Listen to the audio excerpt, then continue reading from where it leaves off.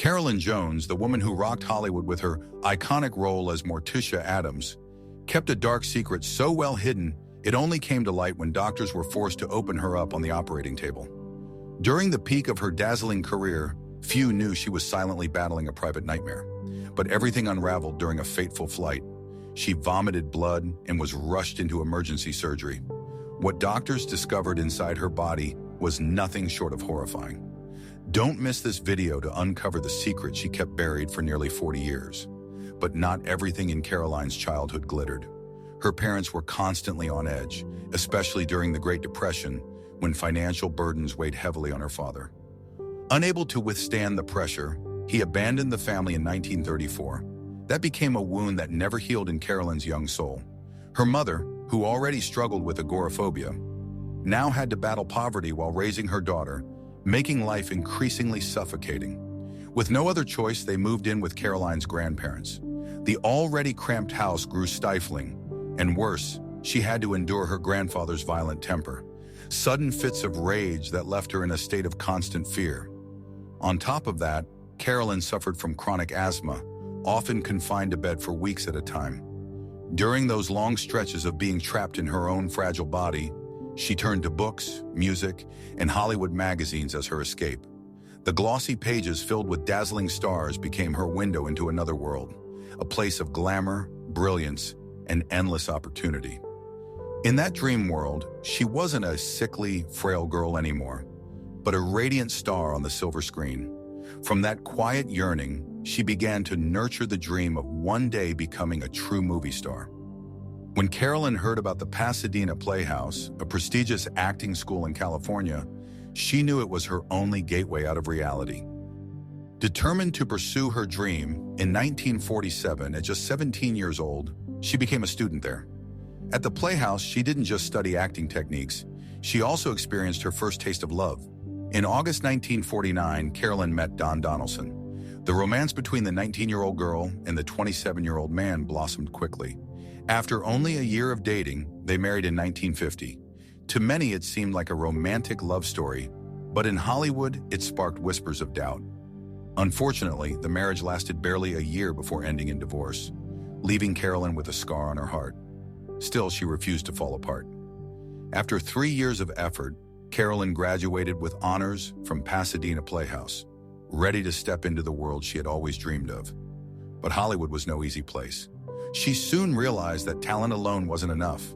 In an industry obsessed with appearances, whether or not she landed a role often depended more on her looks and the rigid beauty standards of the film business than on her refined acting skills.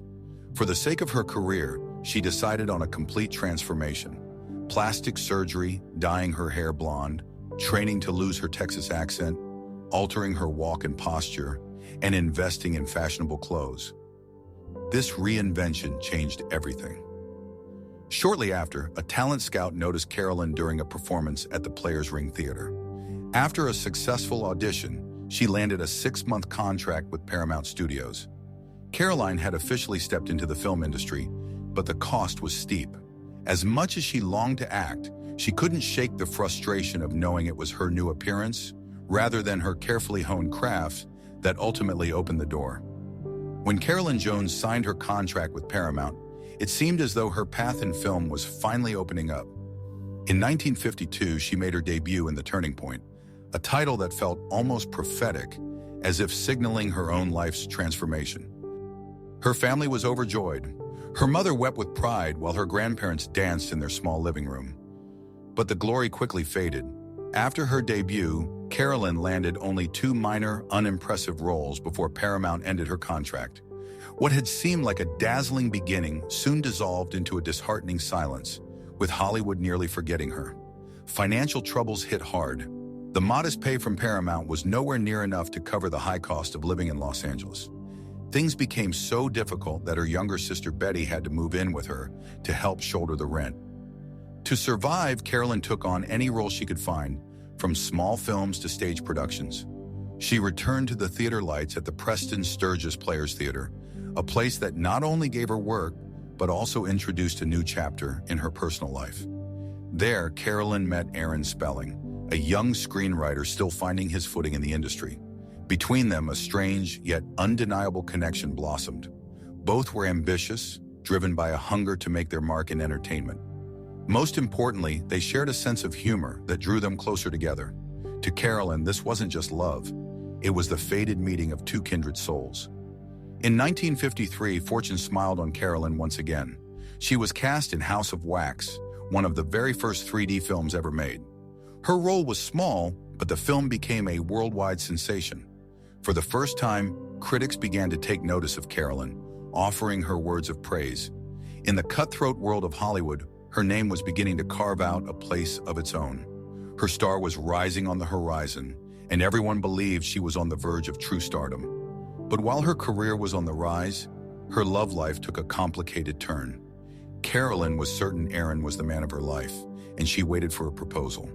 Yet Aaron, though deeply in love with her, hesitated. He believed he couldn't marry until he had a stable career and the financial means to provide a secure home. Carolyn, however, was impatient. She hated delays, hated feeling passive. So she boldly took matters into her own hands. It was Carolyn who proposed to Aaron. In April 1953, the two officially became husband and wife. But Carolyn was never the image of a 1950s housewife. From the very beginning, she made it clear that her career came first.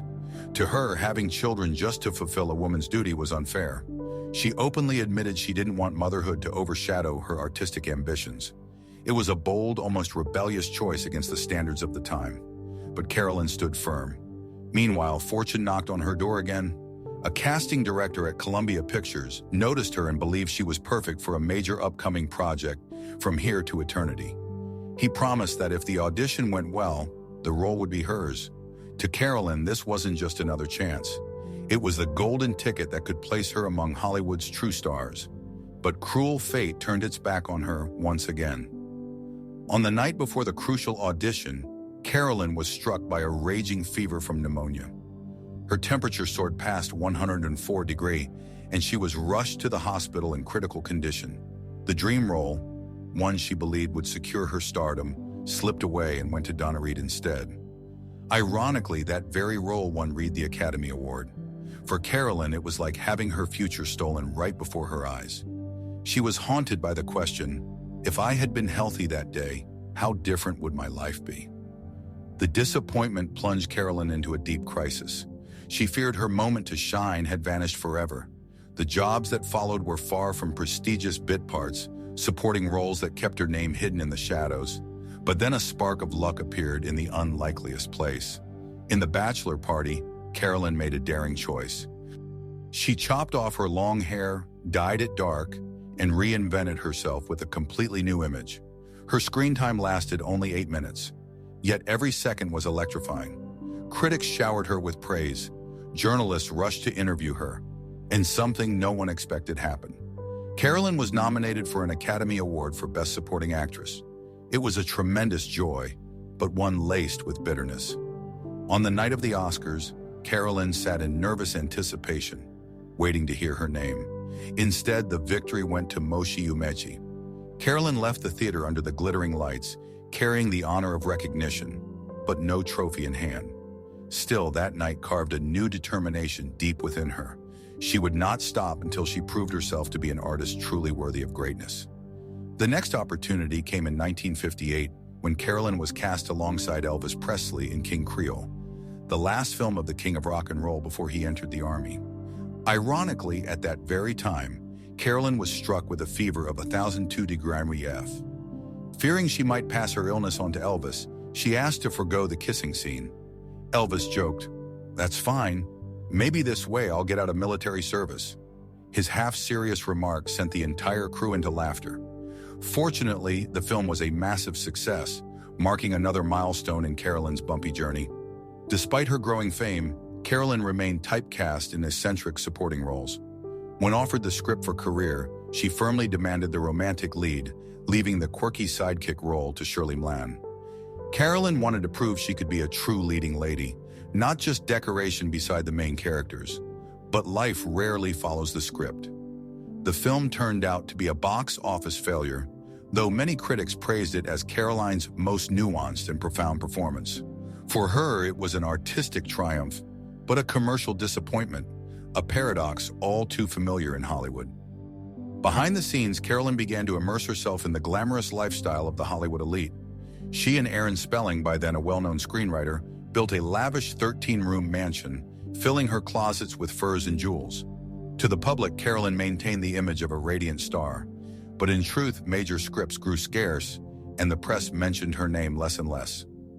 Meanwhile, Aaron's career soared unexpectedly. He was emerging as one of television's most promising writers. The imbalance became painfully clear. From once being the center of attention, Carolyn gradually turned into a shadow beside her husband. Worse still, Aaron developed suspicious habits, frequently away at night with the vague excuses. Bit by bit, trust eroded, and by August 1964, their more than decade-long marriage ended in divorce.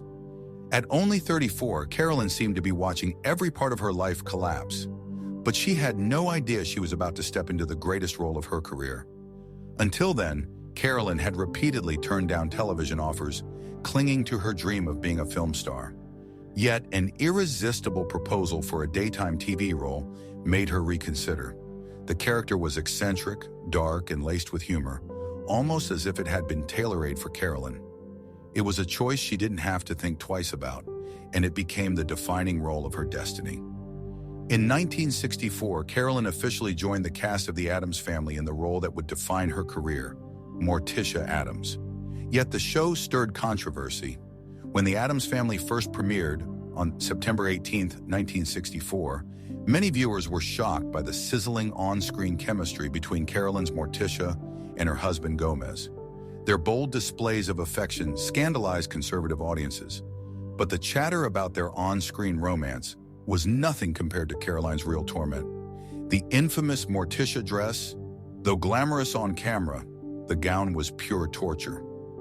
It was so tight that Caroline could barely walk, and removing it after filming took up to 20 minutes. Eventually, the costume designers added Velcro down the back so it could be taken off more easily, allowing her to move between scenes. While this wasn't the glamorous film career Caroline had once dreamed of, the show gave her the spotlight she had long craved. The Addams Family quickly became a pop culture phenomenon. At 35, Carolyn skyrocketed to A-list stardom with millions of devoted fans. It was the dream come true, and Carolyn cherished every moment of it. But the dream came crashing down. Despite the show's popularity, ABC canceled The Addams Family after only 2 seasons. Carolyn was devastated. Afterwards, she took a handful of guest roles on television over the next year, but new opportunities remained scarce. Carolyn suspected she had become so closely tied to Morticia that audiences could no longer accept her in any other role. Her career declined sharply, leaving her with no clear path forward. With few options left, Carolyn returned to the stage, taking a role in The Homecoming on Broadway. But she hated every minute of it, feeling washed up and bitter. Seeking comfort, Carolyn turned to her friend and vocal coach, Herbert Green. Their relationship gradually deepened into romance, and they married in December 1968. But many of Carolyn's friends disapproved of the marriage. They found Green odd, unfriendly, even unpleasant. He persuaded Carolyn to give up acting altogether and move with him to Palm Springs. From then on, Carolyn lived in isolation, her once brilliant life growing dim and shadowed. After 7 years of living in isolation in Palm Springs, Carolyn Jones finally realized she could not live without the stage lights. At 46, when many believed her career was over, Carolyn once again chose a fresh start. She boldly ended her suffocating marriage to Herbert Green and returned to Los Angeles, the place where her dreams had once blossomed. Few thought the public would still remember her, but thankfully the audience's love for Carolyn had not faded. She began appearing again in guest roles on television, took part in stage productions, and slowly rediscovered her pride, the feeling of being an artist, of giving herself fully to her craft. It was the stage that brought Carolyn a new love.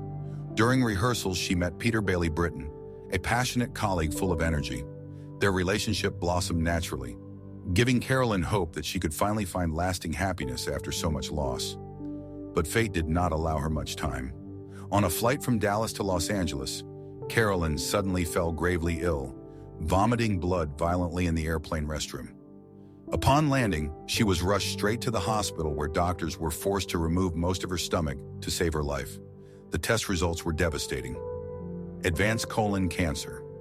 At 51, instead of seeking public sympathy, Carolyn chose secrecy.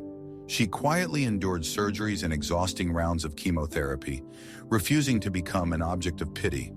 When her condition temporarily improved, she made a powerful return to the screen in the soap opera's capital. For Carolyn, acting was more than a profession. It was her very reason to live. She once said, "Until my last breath, I still want to be an actress." But hope soon dimmed when doctors confirmed that the cancer had returned. Even then, Carolyn would not surrender. She continued to appear in Capitol, even when her body was so weak she had to sit in a wheelchair to finish her scenes. Behind the makeup, beneath the lace cap and ribbon that hid her hair lost to chemotherapy, she still carried the proud aura of a true star.